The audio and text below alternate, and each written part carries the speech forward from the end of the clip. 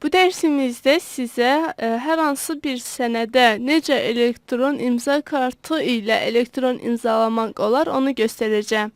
Bunun üçün siz ilk olaraq elektron imzalayıcı proqramını internetdən yükləməlisiniz. Bunun üçün e-defis-imza.az saytına daxil olduqdan sonra e-imzadan istifadə və elektron imzalayıcı bölməsinə gəldikdən sonra bu cür bir mənzərə ilə qarşılaşırsınız. Yüklə düyməsinə klik etməyimiz lazımdır. Bu proqramı yükləyəndən sonra artıq siz kompüterdə yüklənmiş faylın üzərinə klik edərək bu faylı ekstrakt eləyib və bu faylı aça bilərsiniz.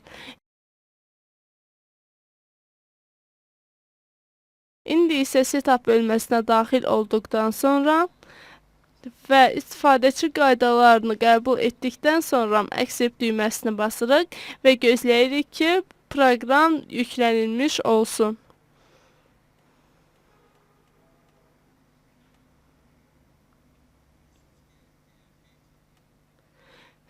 Təhlükə xəbərdarlığı gəldi ki, hansı ki bu proqram tanınmır. Mən bu proqramı tanıdığım üçün install düyməsinə basıram.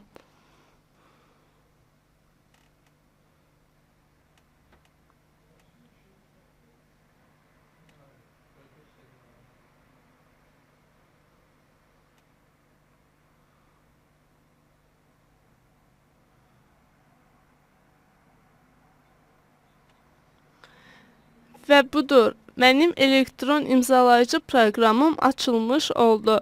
Siz burada gördüyünüz kimi iki bölmə vardır ki, sənədlər və xassələr.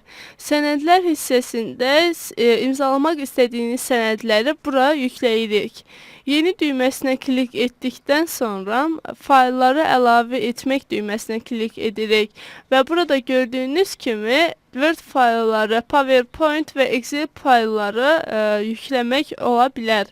Sizin kompüterinizdə olan hər hansı bir Word faylını seçirsiniz. Məsələn, mən Praktika işi adlı faylı seçdikdən sonra gördüyünüz kimi artıq faylım bura əlavə edilmiş oldu və imzalamaq düyməsinə klik etdikdən sonra bu cür bir pəncərə ilə qarşılaşırıq. Burada gördüyünüz kimi imzanın tipi gücləndirilmiş elektron imza və imzanın formatı adi imza seçirsiniz. Vaxt möhürü ilə imza prosesində siz mütləq internetə qoşulmalısınız. Çünki imzanın üzərində tarix dəqiq saxlanılır. Tam yoxlanılmış imza isə həmin funksiyanı internetə qoşulmadan sizə təqdim edir. Mən adi imzanı seçdikdən sonra irəli düyməsinə klik edirəm. Və gördüyünüz kimi mənim sertifikatım artıq keçən dərslərdə izah verdiyim kimi kompüterə yüklənilmişdir.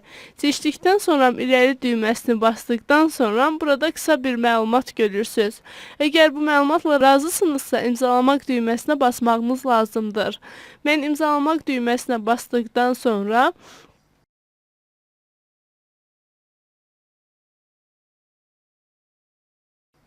artıq öz elektron imza kartımın pin kodunu daxil etməliyəm. Pin kodu daxil etdikdən sonra OK düyməsinə basdıqda artıq müvəffəqiyyətlə imzalandı. Gördüyünüz kimi bu cür bir xəbərdarlıq çıxdı və tamamlamaq düyməsini basdıqda artıq imzalama prosesi sona çatmış olur. Və biz sənədimizi imzaladıqdan sonra yadda saxlamaq üçün yadda saxla əmrini seçdikdən sonra burada sənədimizə yeni bir ad veririk və save düyməsini basırıq. Artıq bizim sənədimiz elektron imzalanmış formada kompüterimizdə yadda saxlanıldı. Dərsimizdə sizə elektron imza vasitəsi ilə hər hansı bir sənədi necə imzalamaq olar və elektron imzalayıcı proqramını yükləyib necə istifadə etmək olar onu göstərdim.